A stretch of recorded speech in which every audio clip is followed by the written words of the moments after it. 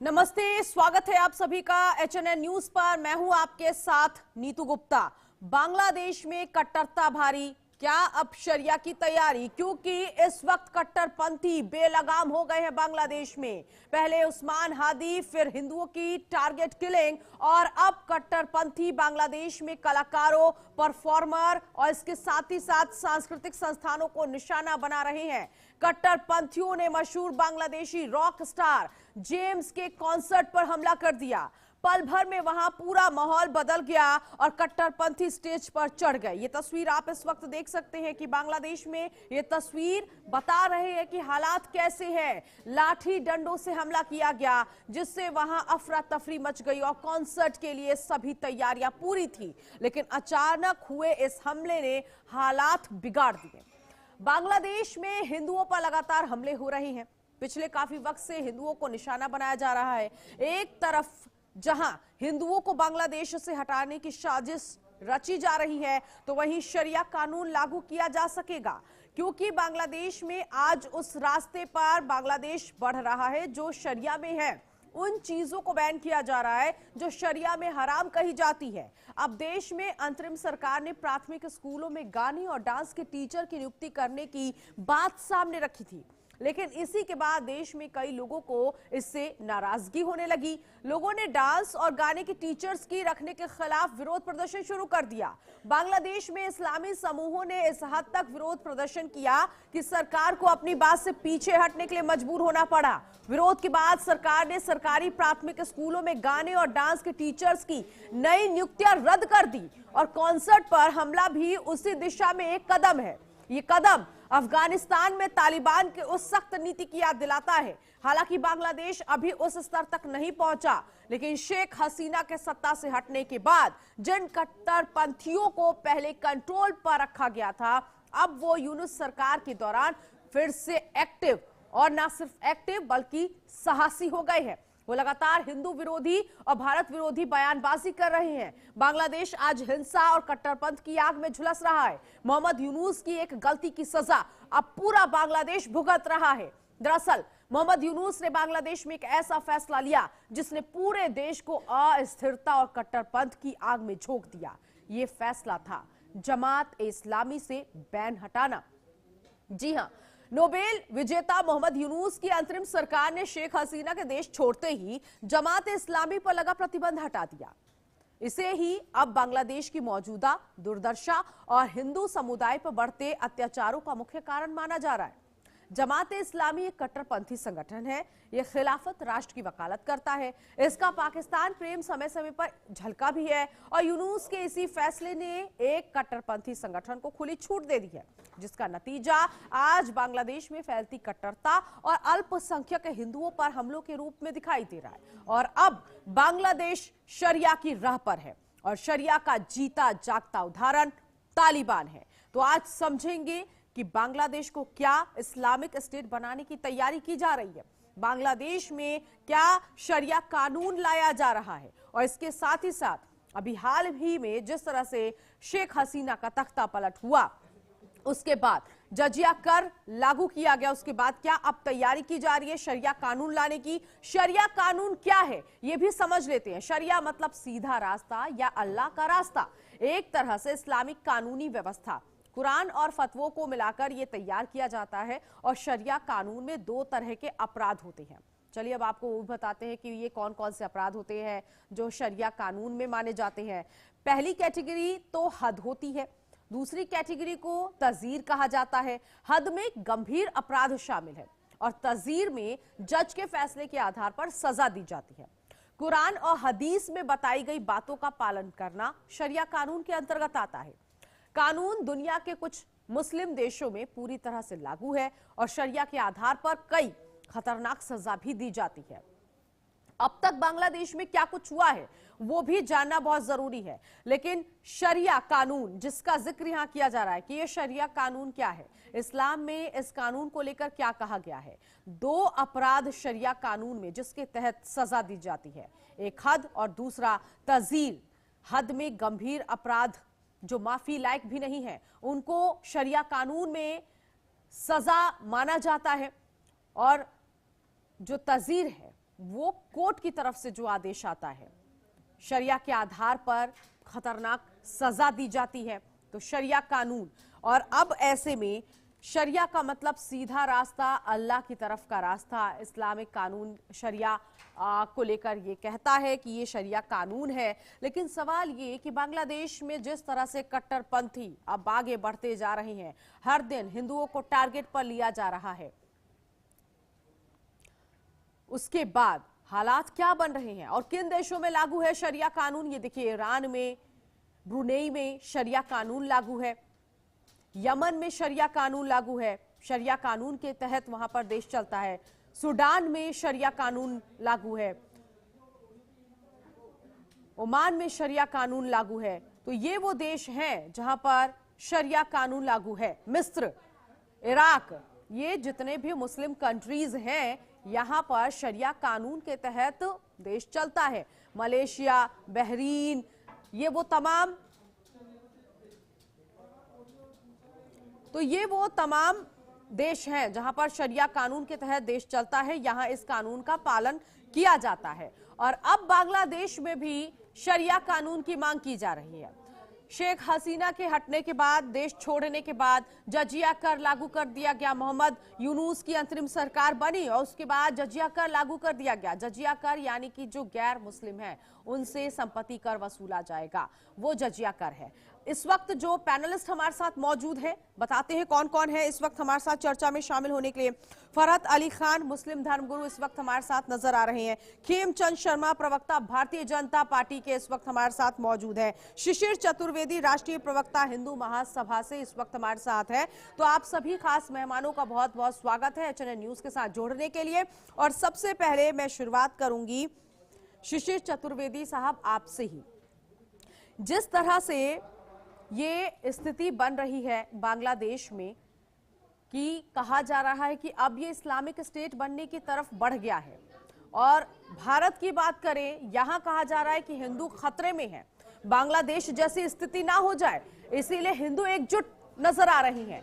बांग्लादेश में जो स्थिति उभर रही है उसको लेकर क्या कहेंगे आप? देखिए, हम ये कहेंगे बांग्लादेश में जो हो रहा है, पाकिस्तान में जो हो रहा है, अफगानिस्तान में जो हो रहा है, अन्य देशों में जो हिंदुओं के साथ हो रहा है, उन सब के पीछे कहीं ना कहीं इस्लामिक कट्टरपंथी ताकते हैं। और इसका लाभ भी भारतीय जनता पार्टी की सरकार को मिल रहा है। उसको सरकार को ये लाभ मिल रहा है कि जब हिंदू मारा जाएगा तो यूनाइट रहेगा, और यूनाइट रहेगा तो भारतीय जनता पार्टी को वोट देगा।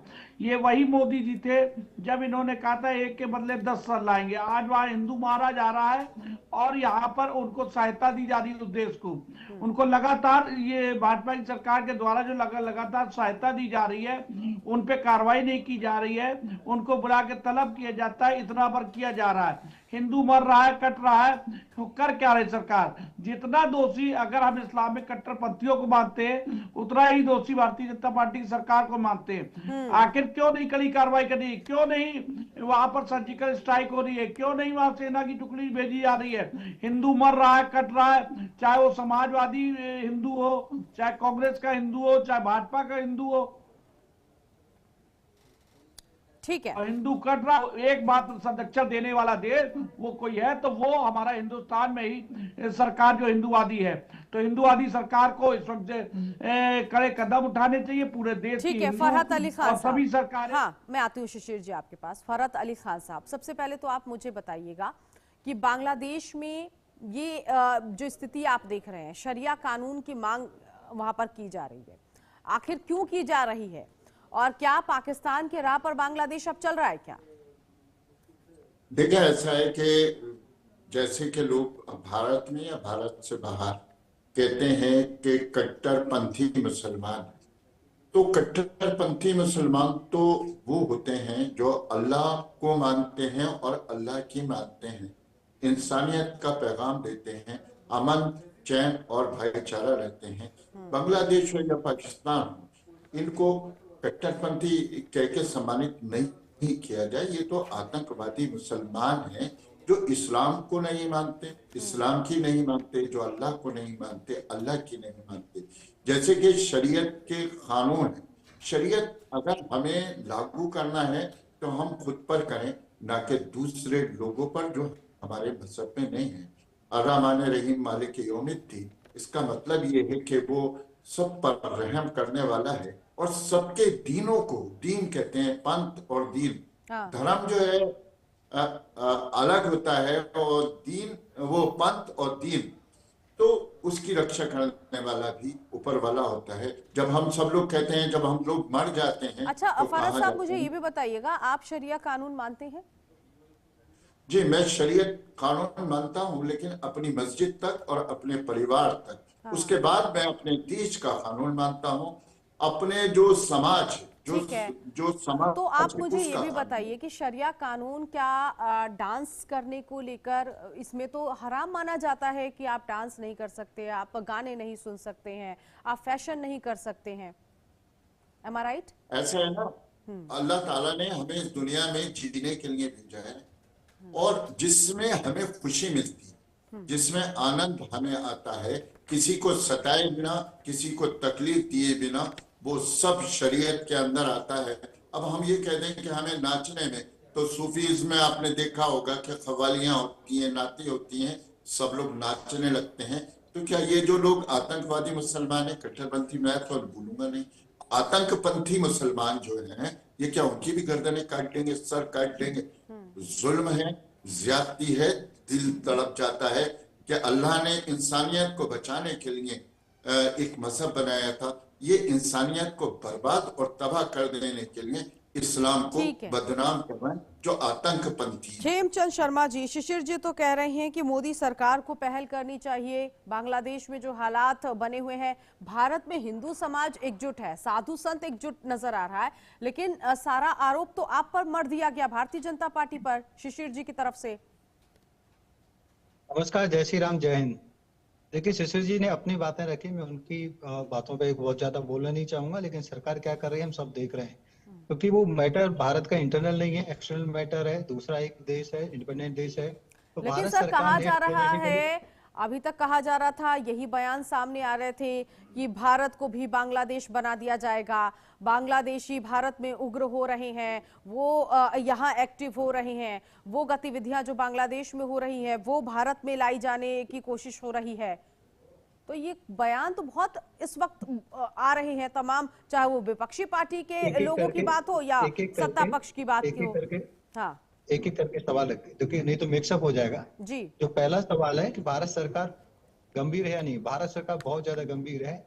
डिप्लोमेटिकली पूरे विश्व में जितनी भी बड़ी शक्तियां हैं सबको अपडेट किया गया, इन्फॉर्म किया गया, बताया गया कि किस तरीके से बांग्लादेश में कट्टरपंथी या उग्रवादी भी हम कह सकते हैं, उन्होंने वहां पे अल्पसंख्यकों के साथ, विशेषकर हिंदुओं के साथ अत्याचार किया है। हिंदुओं के साथ वो दमन कर रहे हैं लगातार। हिंदुओं पे आपने देख रहे हैं कि हिंदू की बहन बेटियों को उठाया जा रहा है, उनके साथ दुराचार किया जा रहा है, लोगों को जिंदा जलाया जा रहा है। तो इसके बारे में विश्व की जो सबसे सबसे बड़ी जो शक्तियां हैं सबको इन्फॉर्म किया गया, यूएन को इन्फॉर्म किया गया है, और स्ट्रॉन्ग तरीके से भारत ने अपनी प्रोटेस्ट बार बार दर्ज कराई है। भारत ने बांग्लादेश के आवाज नहीं आ रही। बांग्लादेश के जो ऑफिसर्स हैं उनको बुला के भी अपनी प्रोटेस्ट दर्ज कराई है, अपनी एक्सटर्नल मिनिस्ट्री की हाँ ठीक है, ब्रीफिंग में भी वो बोला है। टेक्निकल इश्यूज अब सर रही मैं करवा रही हूँ। बात, ठीक। अब रही बात कि भाई आर्मी इंटरवेंशन, आर्मी इंटरवेंशन दूसरे देश में करने का एक सलीका होता है, ऐसा आसान नहीं है। बोलना बोलना आसान है, लेकिन करने से पहले बहुत सारी चीजों को एवेलुएट किया जाता है ठीक है। कि दूसरे देश में आर्मी इंटरवेंशन कर सकते हैं, नहीं कर सकते, लेकिन हाँ उन पे इतना प्रेशर बना दिया है। और भारत किसी भी तरीके झुका नहीं। भारत में उनके पूर्व प्रधानमंत्री हैं, क्योंकि वो वहां पे डेमोक्रेटिकली सिलेक्टेड थी, जनता ने उनको सिलेक्ट किया, जनता ने उनको चुना, लेकिन कट्टरपंथियों ने उनको बाहर किया। तो भारत हवा में नहीं है, भारत ने उनको वापस नहीं किया। भारत आज भी जो वहां पे डेमोक्रेटली जो पार्टी हैं, जो डेमोक्रेसी में विश्वास रखती हैं, जो वहाँ के संविधान में विश्वास रखती हैं, जो वहाँ का संविधान सेकुलर संविधान है उसके अनुसार चलती थी, उन सबके साथ खड़ी है। भारत वहाँ की जनता के साथ खड़ा है, और भारत भरसक प्रयास कर रहा है कि वहाँ पे जो कट्टरपंथियों ने इस समय कब्जा कर लिया है सत्ता पे, और उसकी वजह से पूरे बांग्लादेश में त्राही त्राही है, क्योंकि बांग्लादेश की जो इकोनॉमी है विश्वनाथ मिश्रा वो जी भी टच में हो रही राजनीतिक है। विश्लेषक हमारे साथ जुड़ गए हैं। सर आपका भी बहुत स्वागत है। और आप कैसे देख रहे हैं बांग्लादेश में जो ये हालात हो रहे हैं? अब देखिए ना, जो रॉक सिंगर है जेम्स, उसके कॉन्सर्ट में उपद्रवी पहुंच गए, जमकर उत्पाद मचाया और ऐसा हाल हुआ कि वहां से भागने की नौबत आ गई। तो ये हाल बांग्लादेश में है। संसद भवन चढ़कर वहां शरिया कानून की मांग की जा रही है।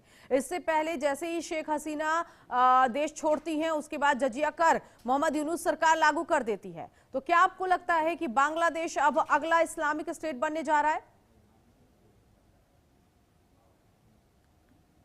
मेरी आवाज आ रही है? जी जी।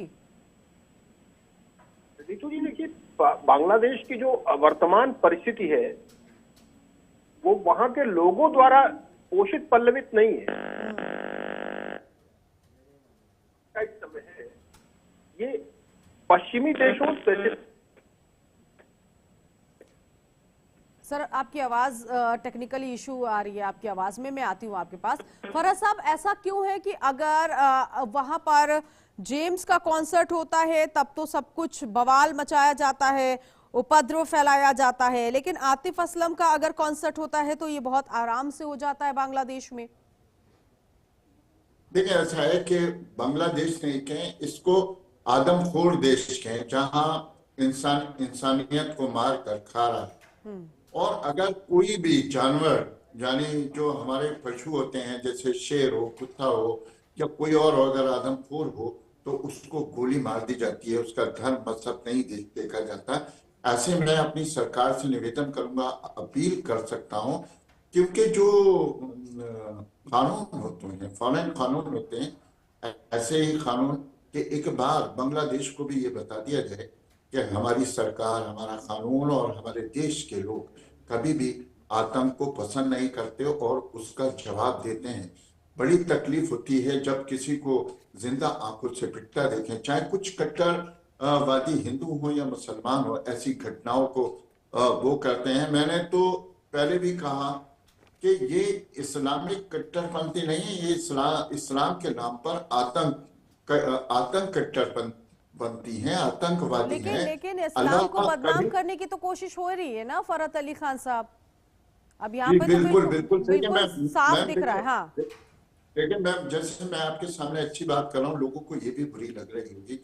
मेरा अल्लाह जानता है, और मैं दोजख में जाऊं अगर मैं इस वक्त में, हमारे यहाँ मगरिब का नमाज का टाइम है, कि मैं झूठी या बनावटी बात कर रहा हूँ। मुझे अपने हिंदुस्तान, अपने हिंदू भाइयों से, जो मेरे दोस्त हैं, जो मेरे यार हैं, जो मेरे साथ खाना खाते हैं, चाहे वो बांग्लादेश में है, चाहे अमेरिका, कनाडा, सऊदी अरब या दुबई में है, उनसे पूरी तरीके से हमदर्दी है।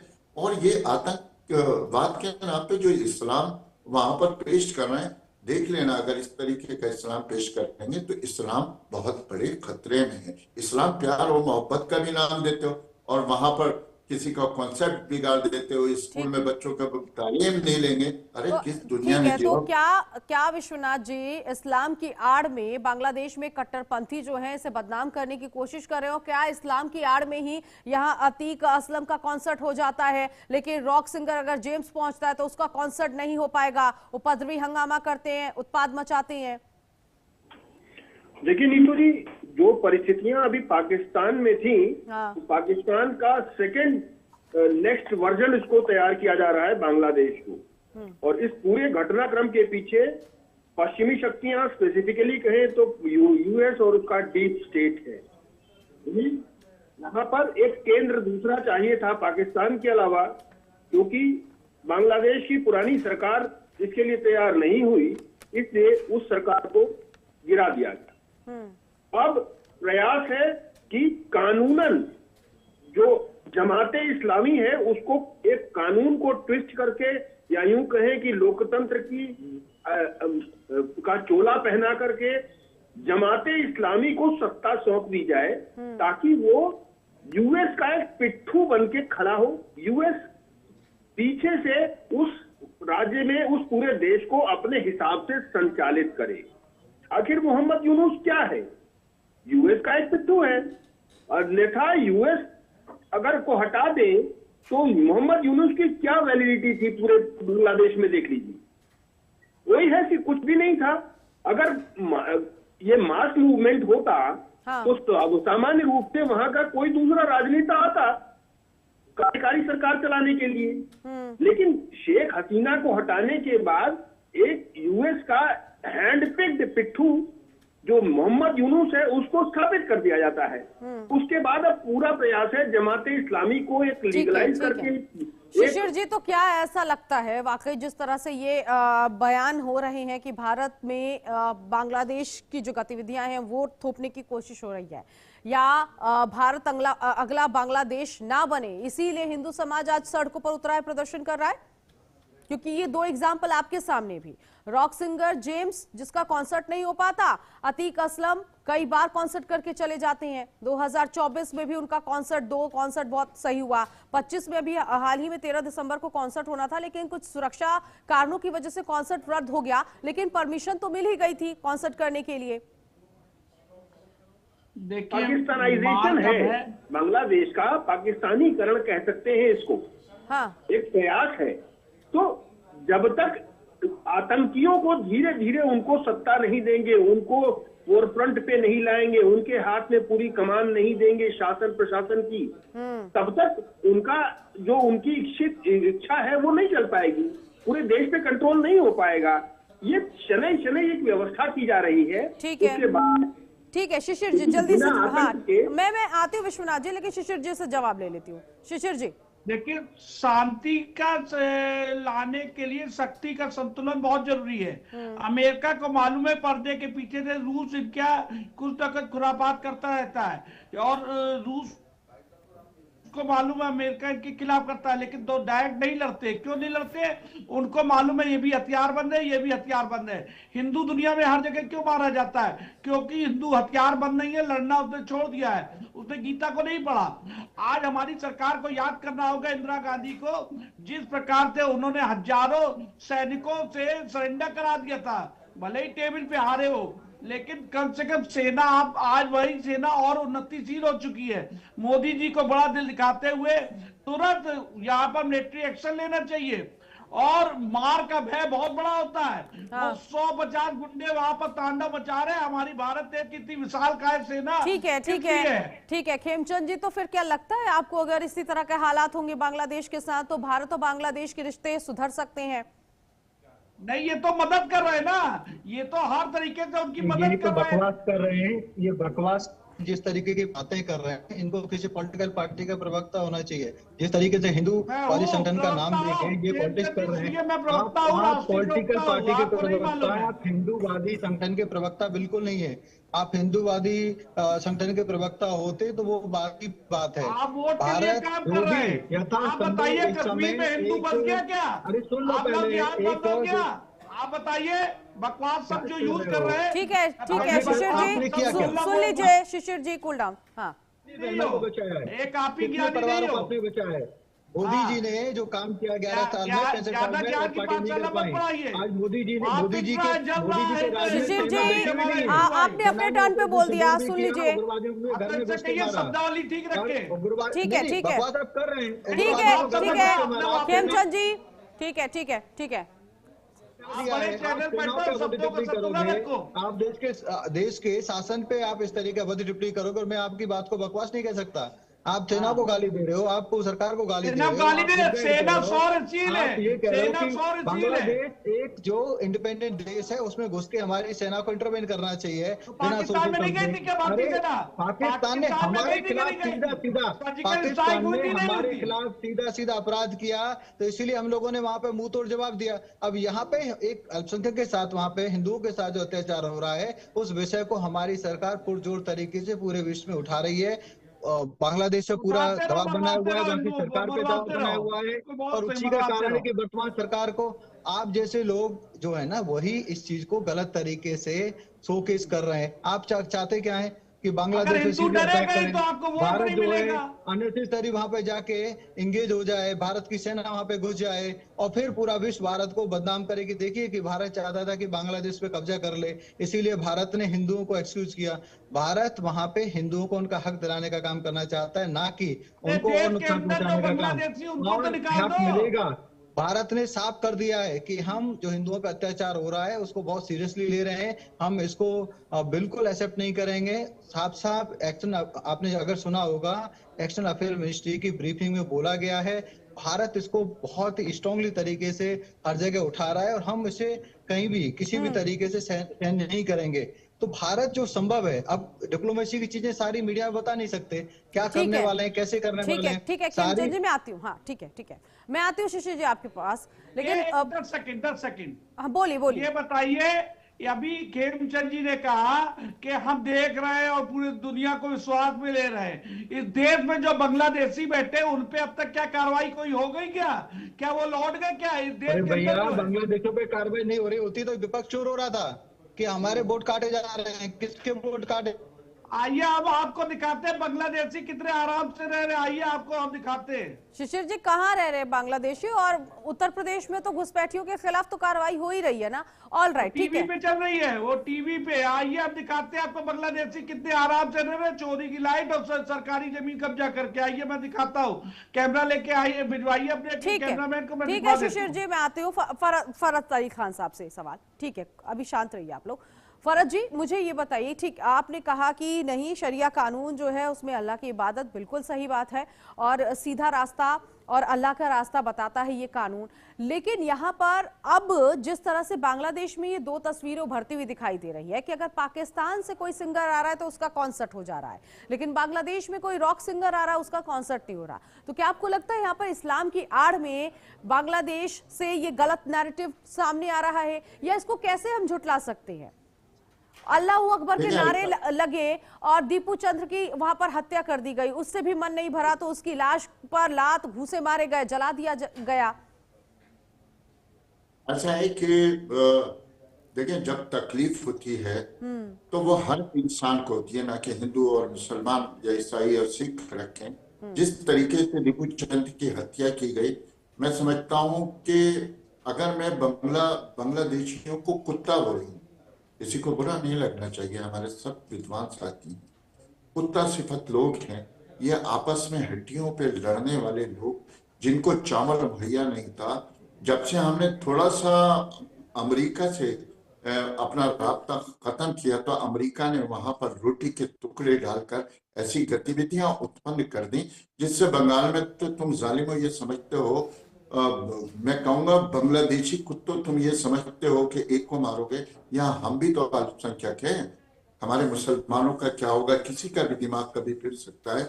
और मैं तो कहता हूं कि अगर किसी को लगे कि हम में जरा सी भी मड़क है या हम कट्टरपंथी हैं, तो फरहत अली खान अपने हिंदू भाइयों के आगे सर झुका देगा कि लो हमारी गर्दन काटो। विश्वनाथ जी, ठीक है विश्वनाथ जी, अब मुझे ये बताइए कि बांग्लादेश में लगातार, क्योंकि मोहम्मद यूनुस को कहा जाता है कि प्रो पाकिस्तानी है वो, और जैसे ही शेख हसीना पद छोड़ा, उन्होंने देश छोड़ा, उसके बाद तो जो जमात इस्लामी है उसको भी बाहर कर दिया गया। जो संगठन बैन था उसको भी बाहर कर दिया गया। अब क्या समझे हम कि बांग्लादेश में चल क्या रहा है? देखिए, बांग्लादेश में अब पाकिस्तान का इतना प्रभाव है कि एक आईएसआई, पाकिस्तान की जो एजेंसी आईएसआई है, उससे एक बाकायदा ढाका सेल बना रखा है जो वहां की पूरी गतिविधियों को नियंत्रित कर रहा है। आईएसआई इतना एक्टिवली इन्वॉल्व है बांग्लादेश के बवाल में, मतलब वो पूरा व्यवस्थित तरीके से प्रोजेक्टेड है, डायरेक्टेड है और उसको एग्जीक्यूट किया जा रहा है। ये सामान्य चीज नहीं है। अगर कट्टरपंथी वहां पर बेकाबू हो रहे हैं, उपद्रवी ईंट पत्थर ले करके और पूरी व्यवस्था पे, पूरी कंसर्ट पे हमला करते हैं, एक इस्लामिस्ट भीड़ अनार्की फैलाती है, स्टेज पर पथराव करती है, ढेर सारे लोग घायल होते, तो यह कारण नहीं है। इसमें पाकिस्तान का एक्टिव इन्वॉल्वमेंट है। जब ऐसी स्थिति होती है तो इसमें बिना पीछे से किसी बड़ी शक्ति के सपोर्ट के ये संभव नहीं है। इसके पीछे यूएस का डीप स्टेट है। पाकिस्तान का पार्ट 2 क्रिएट किया जा रहा है। इस्लामिक हार्डलाइनर्स अब और जो रेडिकल एलिमेंट्स वहां के हैं बांग्लादेश के, उनको लेकर के पूरी बांग्लादेश को एक पाकिस्तान पार्ट 2 क्रिएट करने का प्रयास है। ये सामान्य स्थिति बिल्कुल नहीं है। जिस तरीके से इन उपद्रवियों ने जिस तरीके से हमला किया, जिस तरीके से बवाल किया, ये सामान्य स्थिति नहीं है। बांग्लादेश के फरीदपुर का सबसे बड़ा रॉक स्टार जाता है और उस पर इस्लामिस्ट भीड़ हमला करती है, छोटी चीज नहीं है, जबकि ये वहां का 185 185 मुझे लगता है शायद वो था, एक बहुत बड़ा स्कूल था, वो बहुत बड़ा कार्यक्रम था। उसमें कहीं कोई ऐसा नहीं था कि वो इंडिया का कार्यक्रम था या किसी और मुल्क का था या किसी और धर्म का था। तो वहां पर ये जो टीचर्स, डांस टीचर्स हैं, उनकी नियुक्तियां होनी थी, वो रद्द कर दिया गया। वहां पर जो सिंगिंग टीचर्स हैं, उनकी नियुक्तियां रद्द कर दी जा रही हैं। तो ये सब कुछ तो इस्लामिक जो पैराग्राफ है उसको यहाँ तैयार किया जा रहा है। देखिए नीतू जी, आखिर जो पूरा फॉर्मेट है वो इस्लाम, जो मुस्लिम्स हैं वो कैसे जस्टिफाई करेंगे इसको? उनको जस्टिफाई, ये पूरी एनार्की जो है, ये पूरा जो अव्यवस्था है उसको कैसे जस्टिफाई करेंगे? ये उसी पैरामीटर से जस्टिफाई करते हैं, कहते हैं देखिए भाई ये इस्लामिक व्यवस्था के विपरीत है, तो इसलिए हमने इसका विरोध किया। अगर उस्मान हादी की हत्या होती है तो वो एक प्लॉट है, अकारण नहीं है। वो पूरा एक जस्टिफाई करने का एक तरीका है कि देखिए हम लोग इस्लामिक तौर तरीकों को सपोर्ट कर रहे हैं। ये इस्लामिक हार्डलाइनर्स जो है, रेडिकल एलिमेंट्स जो है, ये पूरी व्यवस्था को अपने कब्जे में ले रहे हैं और कब्जे में लेने के लिए आम जनता का विरोध न हो, इसलिए कथित इस्लामिक परंपराओं का उनकी एग्जाम्पल देते हैं, उनको सामने कर देते हैं, बताते हैं देखिए साहब ये हमारे धर्म के विपरीत है, इसलिए हम ऐसा कर रहे हैं। ठीक है। इस वक्त मुझे स्क्रीन पर कुशल चक्रवर्ती दिखाई दे रहे हैं, समाज सेवी हैं, बांग्लादेश से इस वक्त हमारे साथ जुड़े हुए हैं। कुशल जी, बहुत स्वागत है आपका HNN न्यूज पर। बांग्लादेश में जो ये हालात बन रहे हैं, मुझे जरा बताइएगा, क्योंकि बांग्लादेश में कहा गया कि एक तो जो डांस या फिर जो सिंगिंग टीचर्स हैं उनकी नियुक्तियां, उनकी ज्वाइनिंग कैंसिल कर दी गई, और जो जेम्स रॉक सिंगर है उसका भी कॉन्सर्ट यहाँ पर रद्द कर दिया गया, जबकि आतिफ असलम आते हैं, उनका होता है यहाँ पर कॉन्सर्ट। क्या हालात है वहां पर बांग्लादेश में? देखिए, ये जो हो रहा है ना, ये रेडिकल कुछ लोग जो कर रहा है अभी, पहले तो हमको लग रहा था जे ये सरकार के अंदर थोड़ा सा कुछ रेडिकल एलिमेंट है, कुछ लोग है, वही ये सब कर रहा है। लेकिन अब हमारा जो धारणा स्पष्ट हो रहा है ऐसा जे ये सिर्फ सरकार के अंदर थोड़ा सा लोग नहीं है, बहुत सारा लोगों के अंदर मन में सरकार जो चला रहा है ना, इसमें अंदर बहुत सारा लोगों के अंदर ये भावना है। नहीं तो अब देखिए इस तरह का ये बांग्लादेश आप जानते हैं जब बांग्ला का जो फिर आप ये बताने की कोशिश कर रहे हैं कि बांग्लादेश को अगला इस्लामिक स्टेट बनाने की तैयारी हो रही है, कंट्री बनाने की तैयारी हो रही है? देखिए, बांग्लादेश में जो हो रहा है ना, ये रेडिकल इस्लामाइजेशन जो करने का जो प्रयास कर रहा है, जो वही एक प्रयास चल रहा है। वही प्रयास चल रहा है। तो आपको लगता है कि वाकई अगर मोहम्मद यूनुस की अंतरिम सरकार अगर सरकार बन जाती है तो बांग्लादेश में यही हालात होंगे? हाँ, देखिए उनका जो अभी तो इलेक्शन है, इलेक्शन के बाद कौन आएगा वो अब देखेगा। लेकिन जो बांग्लादेश में जो हो रहा है ना, उसमें बांग्लादेश दो भाग में बांट गया। एक तो बांग्लादेश का जो मुक्ति युद्ध हो और कल्चरल, आप देखिए बांग्लादेश का जो कल्चरल एक्टिविटीज का जो सेंटर है बांग्लादेश में, उदीची, सायानट, ये बांग्लादेश का कल्चरल एक्टिविटीज माने आइकॉन है। उसी जो इंस्टीट्यूशन के ऊपर हमला हो रहा है, वो चला दे रहा है। तो उदीची ये क्या हमको ये जो हमला हो रहा है ना, उसके ऊपर जो आग दे रहा है, ये तो हमको देखा दे रहा है क्या हो रहा है समाज में। फरद साहब जरा बताइएगा, क्योंकि यहाँ पे यही बात कही गई कुशल जी की तरफ से भी कि हाँ धीरे धीरे पाकिस्तान की तरह ही हाल हो रहा है, यहाँ पर इस्लामिक कंट्री बनाने की कोशिश हो रही है। और वाकई हम तो इस बात से भी इनकार नहीं कर सकते कि शेख हसीना हटी देश से तो जमात इस्लामी जो संगठन है, जो कि जेल के अंदर था, वो बाहर हो गया। जजिया कर जो कि लागू नहीं था, वो लागू हो गया। शरिया कानून के तहत जो कहा जाता है कि डांस नहीं करना होता, गाना नहीं गाना होता, फैशन नहीं करना होता, लेकिन ये जो टीचर्स जिनकी ज्वाइनिंग हो रही थी, उन सभी टीचर्स की ज्वाइनिंग कैंसिल कर दी गई। जी देखें, अभी अभी जो कुशल चक्रवर्ती जी बोल रहे थे, मैं उनको सुन रहा था, उनके चेहरे से तकलीफ जाहिर हो रही थी। और तकलीफ होना चाहिए, हर जीवित प्राणी को तकलीफ होना चाहिए। जैसे अभी आपने कहा कि बांग्लादेश में इस्लामिक, अरे ये लोग तो पहले से ही इतना, बंगाली जो मुसलमान है वो इतना बड़ा गद्दार है, जो देश का, हमारे देश के जो टुकड़े हुए ना, वो कुछ नामवर लोगों के तो नाम ले लेते हैं, लेकिन असली हाथ इस बांग्लादेशियों का था। और जब इनके टुकड़े हो गए तो इन्होंने फिर पाकिस्तान का टुकड़ा कर दिया और बंगाली बिल्कुल अलग हो गए। आज जो ये कॉन्सेप्ट चल रहे हैं कि स्कूल से ये खत्म कर दो, म्यूजिक कॉन्सेप्ट खत्म कर दो, अरे म्यूजिक कॉन्सेप्ट क्या करोगे? जहाँ इस्लाम धर्म है, जहाँ हिंदू धर्म है, वहां म्यूजिक का भी एक धर्म होता है जो इंसानियत का पैगाम देते हैं, जो लोगों को जोड़ते हैं। लेकिन एक बात बताता चलूं कि ये जो चाह रहे हैं वहां वैसा होगा नहीं। हिंदू भाई हमारे बिल्कुल ये माने कि हिंदुस्तान का मुसलमान आपको ये कह रहा है कि हम आपके साथ हैं, आपके साथ खड़े हैं, आपके दुख दर्द में शरीक हैं। और बिल्कुल हमारे हिंदू और जो भाई यहाँ, एक मिनट, जो हमारे हिंदू भाई, ठीक है, सुन लेते हैं, कंटिन्यू करने दीजिए। हाँ ठीक है, बोलिए जी। जो हमारे हिंदू भाई यहाँ पर प्रदर्शन कर रहे हैं वो बिल्कुल होना चाहिए। ये दिखाना चाहिए कि हिंदुस्तान हिंदू धर्म की रक्षा करने के लिए बिल्कुल मजबूती से तैयार है। ये हिंदू धर्म पे हमला है, वहां पर इस हिंदुस्तान की सरकार को फिर से मैं निवेदन करूंगा कि फॉरेन पॉलिसी के अंतर्गत ये होना चाहिए कि ये बांग्लादेश जो है और जो बंगाली यहाँ पर हैं, जो एनआरसी सीए चल रहा है, उन घुसपैठियों को यहाँ से निकाल के, ऐसे नहीं निकाल, इनके ठोकर मार के जूते की लात पे निकाल दो, किसी मुसलमान को दुख नहीं होगा। ठीक है। शिशिर जी बोलिए।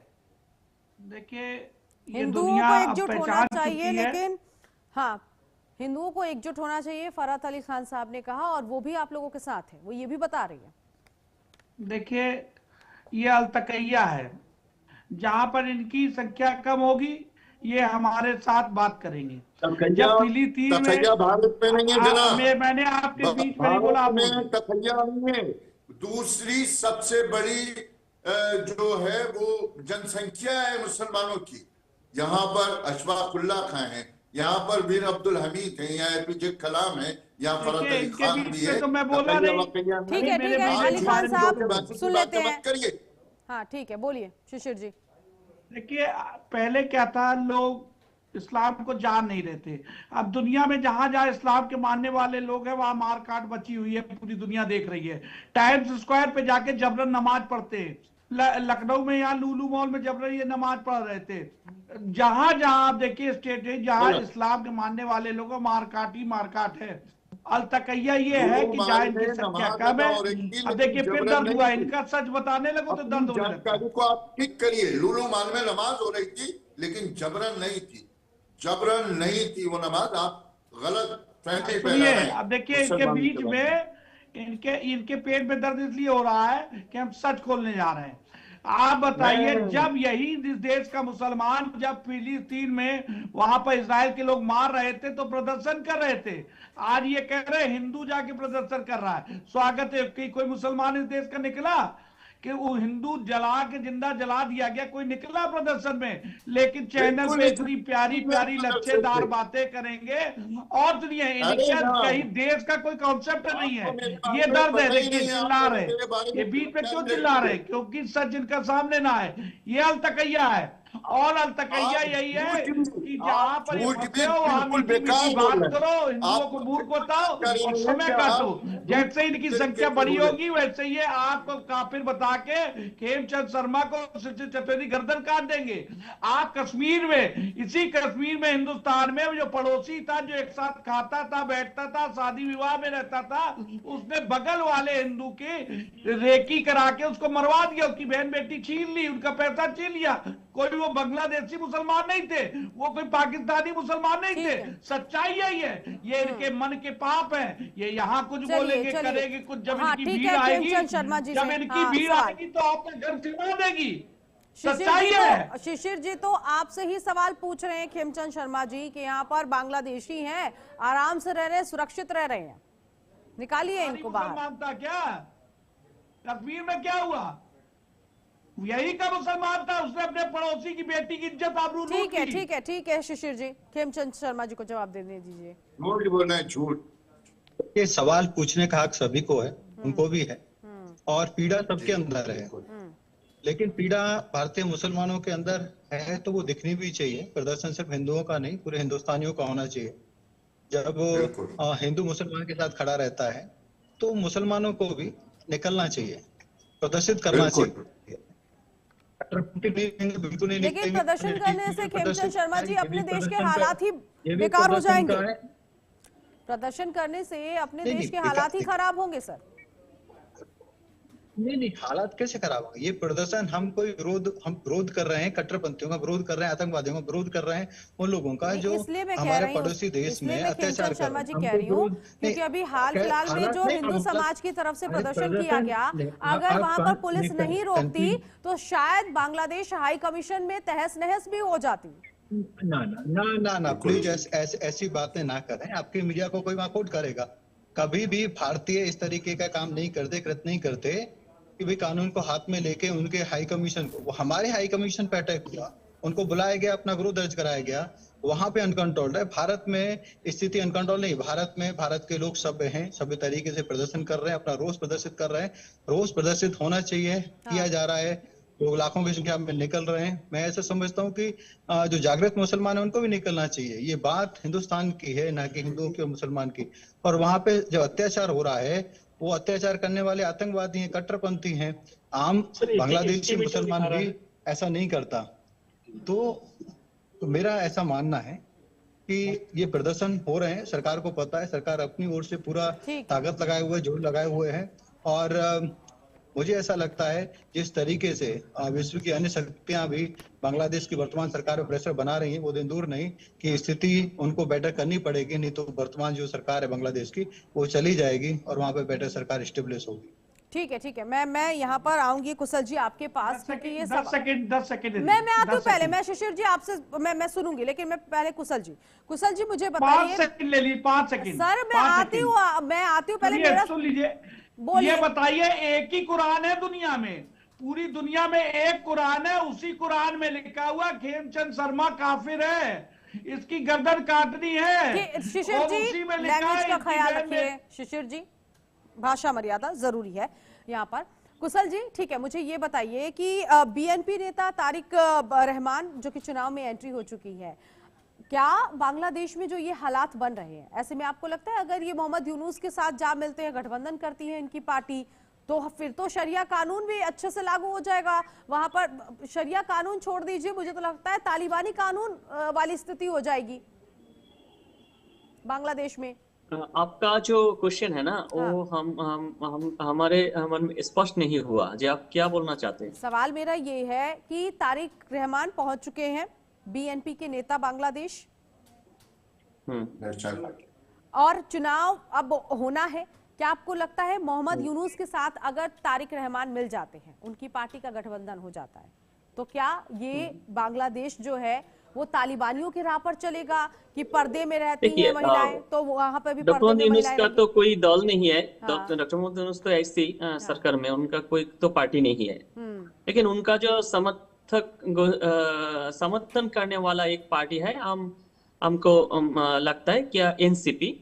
लेकिन अभी तो एनसीपी हम देख रहा है एनसीपी के साथ बीएनपी का रिलेशन अच्छा नहीं है। एनसीपी के साथ जामात के रिलेशन अच्छा है, एवं जामात के साथ ही वो अभी इलेक्शन में वो एकजुट होने का प्रयास कर रहा है, हमको देख रहा है अभी। लेकिन बीएनपी के साथ ये एनसीपी जमात के साथ थोड़ा सा हमने देख रहा है जो एक फर्क है। मतलब जमात और बीएनपी का रिश्ता अच्छा नहीं है, आप ये कहना चाह रहे हैं? अभी तो हम यही देख रहा है। लेकिन जमात और मोहम्मद यूनुस का रिश्ता तो अच्छा दिख रहा है। हाँ, ये तो देख रहे हैं, क्योंकि डॉक्टर मोहम्मद यूनुस के गवर्नमेंट के अंदर भी तो बहुत सारा जमात का लोग है। और कोई जैसे आप देख सकते हैं, जैसे कुछ ही जब जो शिक्षा जो सेक्टर है, जैसे हेल्थ जो सेक्टर है, इस तरह का थोड़ा सा सेक्टर है जहां जहां पे हम देखते हैं जो जमात का प्रभाव दबाव बहुत ज्यादा है। ठीक है, जमात का प्रभाव ज्यादा है, तो क्या ऐसे में शिशिर जी हम समझे कि बांग्लादेश में आने वाले वक्त में जमातियों की चलेगी? आपकी आवाज नहीं आ रही है, नहीं आ रही शिशिर जी आपकी। ठीक है, आप अनम्यूट कीजिए। फरज जी, आपने भी सुना कुशल जी को, तो क्या ऐसे में लगता है कि बांग्लादेश में जमातियों की आगे चलने वाली है? देखिए, ऐसा है कि जमात इस्लामी जो इस्लामिक हुकूमत बांग्लादेश में कायम करना चाह रही है, हमें किसी भी हुकूमत से हिंदुस्तानियों को कोई फर्क नहीं पड़ता। हमें फर्क पड़ता है कि इंसानियत की हत्या नहीं होना चाहिए। जो भी गैर मजहब लोग वहां पर अपने मजहब को इज्जत के साथ लेकिन फरज साहब फर्क उनको तो पड़ रहा है ना यहाँ पर। अब देखिए ना, हिंदू समाज एकजुट हो गया, सड़कों पर उतर आया है, बांग्लादेश वाली स्थिति को लेकर ही तो हुआ है। देखिए, मैं बिल्कुल नहीं आ रहा हूँ, इज्जत के साथ मानने दें। अगर अच्छा हिंदुस्तान, वो अच्छा बांग्लादेश, इस्लामिक बांग्लादेश बनाना है, वरना कोई शक नहीं है कि पूरी दुनिया इसको भी आतंकवादी देश पाकिस्तान की ठीक है सर, ठीक है, समय की कमी है। छोटा सा आंसर शिशिर जी आपसे। मैं ये कह रहा हूँ, पूरी दुनिया में एक ही कुरान पढ़ी जाती है और उस कुरान में लिखा हुआ है कि खेमचंद शर्मा शिशिर चतुर्वेदी काफिर है और काफिर की गर्दन काटना अल्लाह की नजर में सवाब है।